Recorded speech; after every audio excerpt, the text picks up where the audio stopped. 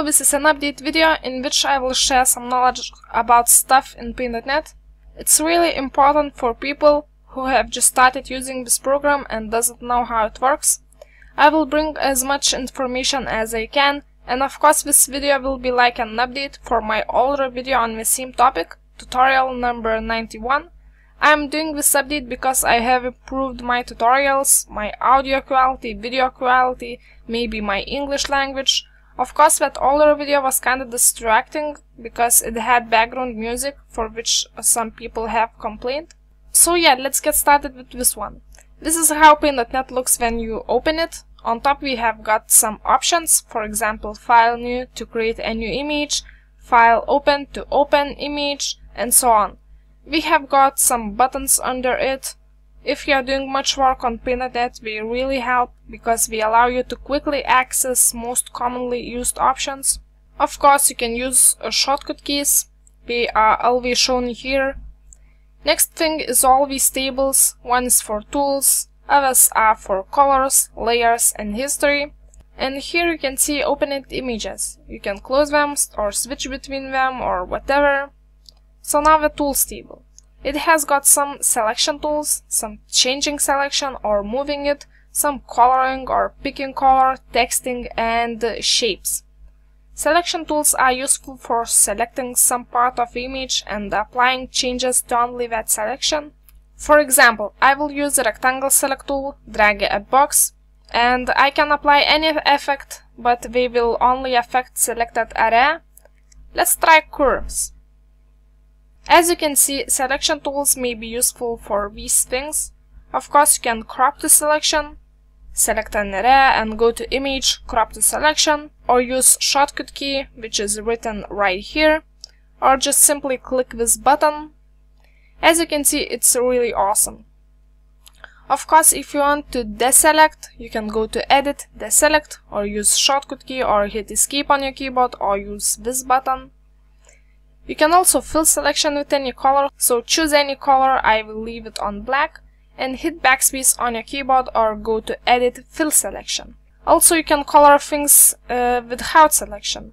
For example, you can do gradient thing, or just paint with paintbrush, or maybe use paint bucket, but you may need to adjust the opacity, which is percentage of how strong filling you want, how far color will go compared to the other colors. So if you haven't understood me, just try messing around with this. Also, you can pick up any color with this guy. Okay, next item in my plan is Tools, Options. So every single tool has got its own options. Let's pick up any random tool. So here you can change anything about it. Let's pick up any other tool. And as you can see, we have got different options for it, because it's different tool. So it's also useful for anything you would want. And another great thing about tools, that you can change their defaults. So if you close and open Paint.net, every tool resets their options to defaults, and if you are using same options over and over again, you would want to save them. So you can do that by going to Tool, choose Defaults, and you can change anything from here. You can also reset or paste from toolbar. When you are done, click Save, and that's all. Now let's continue with the layers. They are hard to understand for beginners, but as I can tell, they really help. They are not so misunderstood or something. They are really easy to use. You just have to understand them. So here are some buttons which will help you to manipulate these layers. You can also use layers right here, but it's easier to use table. So you can add layers, you can delete layers, you can duplicate layers, you can merge layers, or you can move up or down these layers. And of course, every layer has got its own small options. You can open layer options by double clicking on it, or you can use button on layers table, or you can go to layers, layer properties, or press F4. You can imagine layers as paper sheets, so top layers are more visible than layers below them. I will drive some random things on separate layers, so wait a second.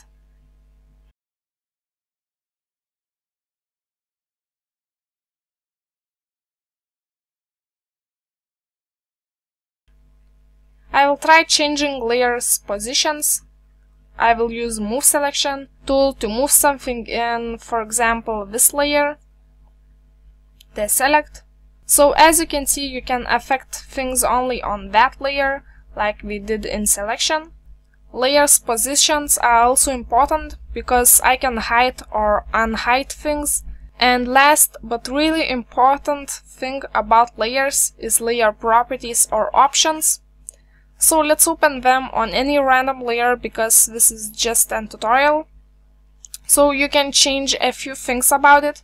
Its visibility, blending mode, and the opacity. You will have to try playing around with blending modes because I don't have time to explain them well. But every blending mode gives you different effect or look, and the opacity is just layer transparency. If you change the opacity of a layer, you can see through it the other layer below it. Of course, if you've done your project, you can save the image as PDF file, so it will save all the layers like how we are now, or etc. But if you want, you can save this thing, for example, in PNG format or the other format. But you will need to flatten the image, so you can do this by going to Image Flatten, or you can go straight to File Save or Save As, choose Format and File Name, and it will ask you for flattening the image. I hope you will understand layers and it will be easy for you to use them. I have separate tutorial on layers so you can watch it. Maybe it will help you more. Now let's continue. And in my list I can see colors table. You can select colors by clicking on color in this color wheel or in here. Here you can select primary color using your left mouse button and secondary color using right mouse button. If you click more, you can edit your selected colors. Here you can change if you want to edit primary or secondary color. Of course, which you want to use with coloring tools or etc. You can also switch between these two colors or reset to black and white as it was by default. One more thing about colors table is that you can save your colors. If you want to save any color, just click this button and click on any color and it will replace default color with your selected. Last thing about colors table is that you can save color presets or switch between them, or if you want you can reset to defaults. So I have separate tutorial on colors table, so if you want you can watch it. Next item in my list is history table. It's good for going back or forward to any step in your project. You can click straight on action or use these buttons. You can also use edit, undo or redo or shortcut keys. And that's all about the history table. You can turn on or off any of these tables, so just go to Window and here you can click on any you need. You can also use shortcut keys as well. Now about pasting, copying, resizing, etc. You can find these things on top where it says File, Edit, View, and so on. File is for creating a new image, opening something, printing, or saving your project. Edit has got undo and redo actions, also some options for cutting, copying and pasting something, with some selections options and color filling. View is mainly for how you want to view your project image. Image and layers is for changing your image rotations, for cropping them, for flattening the image, and for layers manipulations. Main difference between them two is that image applies its effects to whole image, while layers tab applies everything only to layer or layers. Now adjustments and effects are mainly for effects and all fancy things that you can do. Paint.net itself doesn't have much of these effects, but I have a few tutorials on how to get them if you want.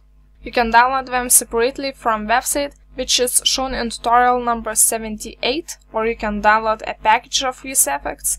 You can download them from a few places, for example from same website or from my website or from forums or etc. You can also get effects from Paint.net forums. You can go straight to them by going to Help Plugins. Now utilities and window tabs are not so important for me right now, but if you want, you can check them out and see what we do. And most important thing as a beginner you need to do is to go to Help tab and see however it can help you. You may find Paint.net forums really useful, as I did in the beginning. So I think that's all for now. Please check out my other tutorials, try some things from them, practice a lot, have fun, feel free to ask anything you want. Also, we have got Paint.net group on Facebook where you can get support. Of course, sometimes we are doing some competitions which are fun. So thanks for watching, comment, like and subscribe. See you next time. Bye.